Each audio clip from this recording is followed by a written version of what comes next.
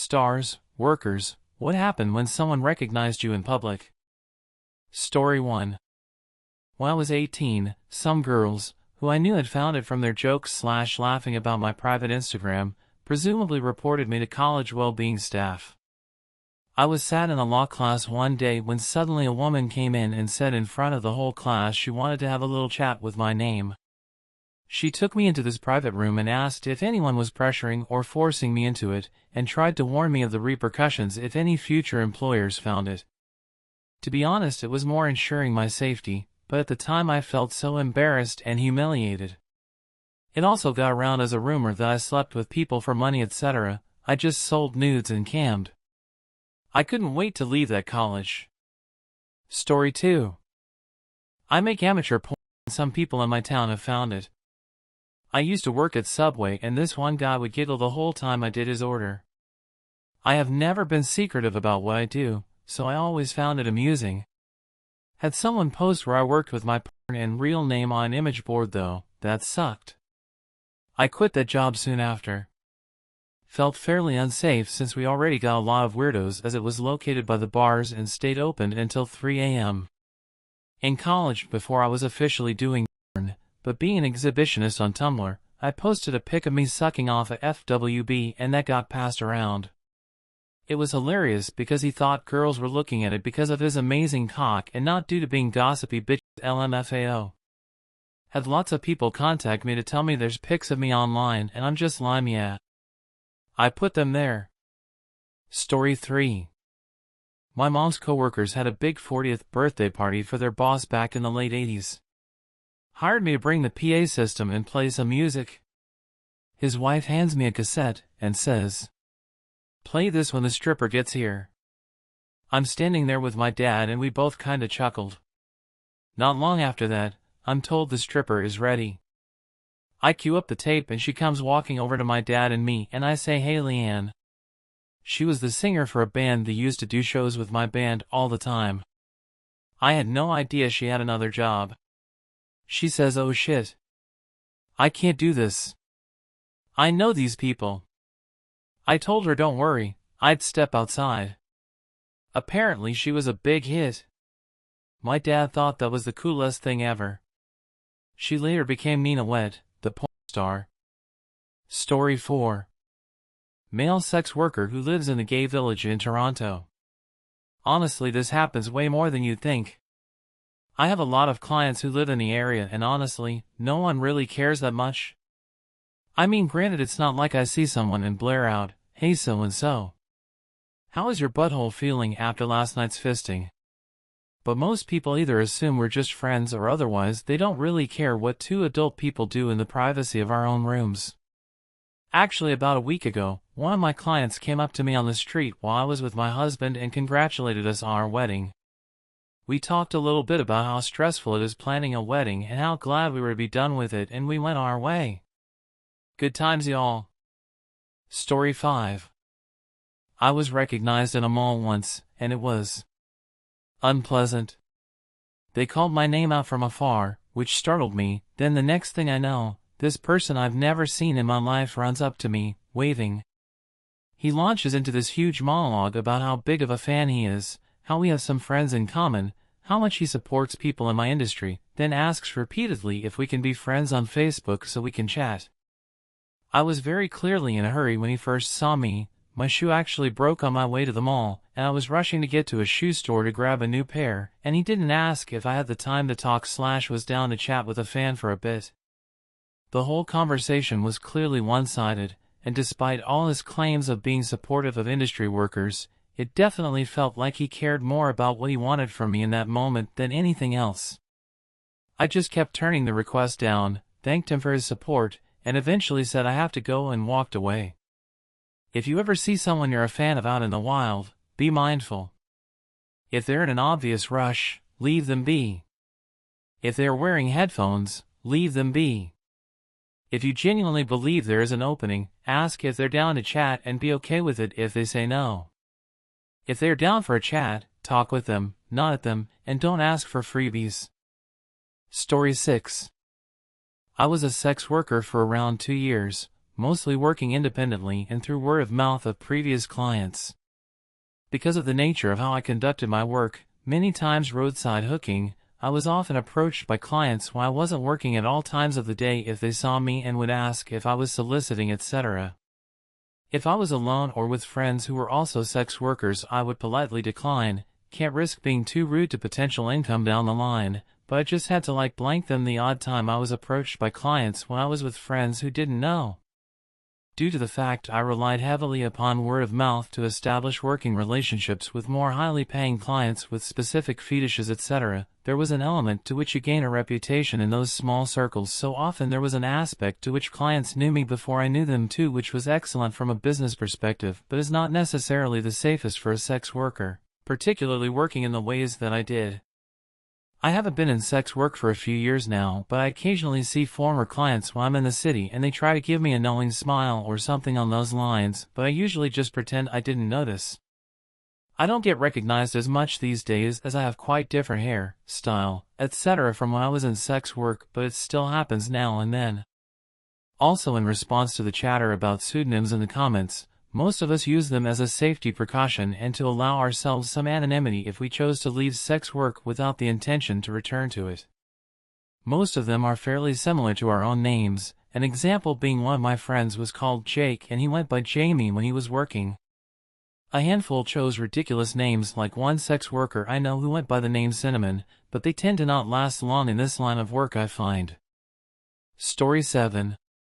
While I was sex working, I had this guy who would come in 3 or 4 times a month, but after about 6 months of coming in to see me he just stopped.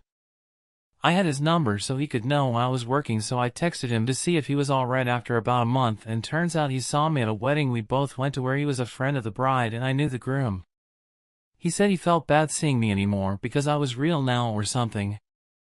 Another time I had a guy book me and then turned around and told me he knew my housemate and tried to blackmail me into free service. I got him thrown out and he couldn't do anything anyway because my housemates knew, so whatever. The weirdest one was when he recognized me in the booking because he knew me as a little kid and he was a friend of my dad. I didn't remember him at all and it was completely creepy. He said some stuff about how it made it hotter or whatever, but I ended things there and got him banned. Story 8.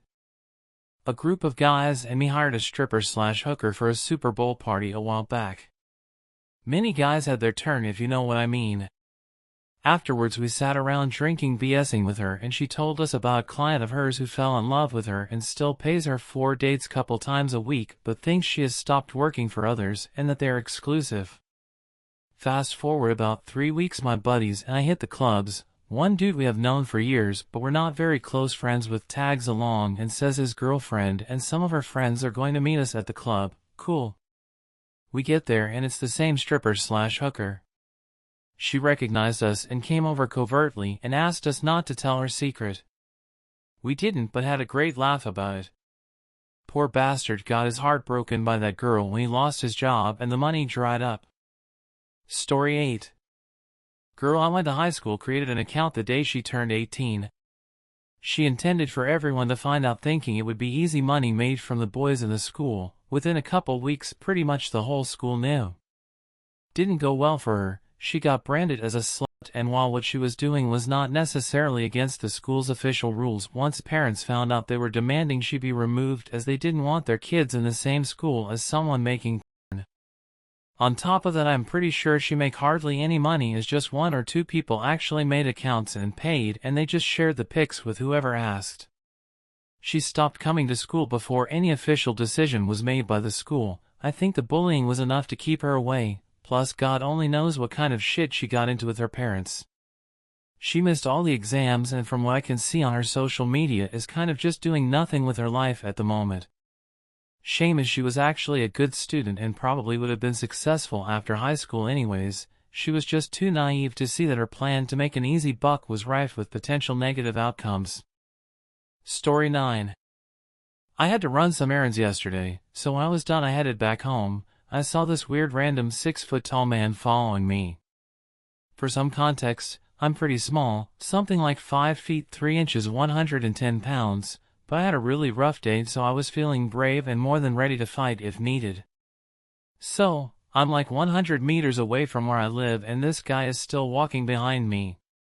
Something in me clicked and I just stopped, turned around and asked him what the ever-loving f*** does he think he's doing. He got kinda shocked and told me that he knows me from Ev and I blocked him a few days ago, but he's a huge fan of what I do and doesn't understand why I would block him. I honestly only blocked 3 people there, only because they were being extra creepy though. I remember this guy and how he texts me he's seen me around town, he knows where I live, etc. You can understand why I blocked him. So I told him he's being creepy as f***, but if he wants me to unblock him, he'd have to pay $100 and never come near me again because I'll stab his ass with zero hesitation. He sent the money. Honestly, the whole experience was creepy, but at least I got some money out of it, and oh boy am I ready to f*** his shit up in case he shows up again. Story 10. I discovered an old friend of mine's account while perusing for research for my friends Angela and Rod. Right away I figured it was someone catfishing her likeness as she had no nudity pictures without a payment. This already happened to a friend of mine and my sister's sister-in-law, who is also a friend of mine. I'm serious, no, not oh is that what they told you thing. It happened to both at the same time, and one was a minor at the time. They are both friends as well and were incredibly hurt by it. Thing was, I recognized the handle they were going by. It's the handle they always go by when playing video games, and what she went by on a couple of social media accounts. Still had her on Snap, but we had sorta just fallen out of touch over the years. So I never really snapped her and she never really snapped me. I also didn't check her stories since really we hadn't talked. Well, I went to message her and let her know I figured she was being catfished, but opened her story to see what's been up before I messaged her. Welp. Tits. Ass. Lingerie. More tits. Revealing lewd cosplay of video game characters. Even more tits. So I just left it alone. I felt weird having her on there since we were friends, so I deleted her as she obviously wasn't catfished. However, I'd be a liar if I said she doesn't actually have an amazingly attractive body and didn't look fucking gorgeous in those photos. But I deleted it and left it alone. Fast forward some time later, we actually bumped into one another at a store.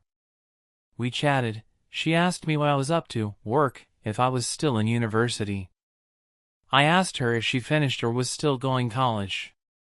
She told me she was done was working a job, but she also embarrassingly admitted she had enough, but mentioned how she always loved cosplay and decided to get into it.